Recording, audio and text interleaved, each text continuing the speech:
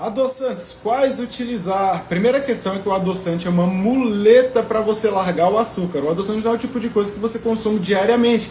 Já tem estudos mostrando a relação do consumo de adoçantes com a diabetes do tipo 2. Justamente porque o nosso corpo não sabe diferenciar o adoçante do açúcar normal. De maneira que o nosso pâncreas, através das células beta, acaba aumentando os níveis de insulina. E a célula, para se defender dos excessos de insulina, acaba gerando uma resistência insulínica, a diabetes do tipo 2. Então, o adoçante, é claro que você vai poder utilizar esporadicamente, mas não é o tipo de coisa que você utiliza diariamente. Ele gera bastante retenção líquida também, por causa dessa elevação de insulina, e o adoçante também não participa do desafio cetogênico durante os 21 dias, beleza? Justamente porque a gente quer emagrelar o máximo possível no menor tempo, e toda vez que eleva a insulina, você sai do modo de queima de gordura.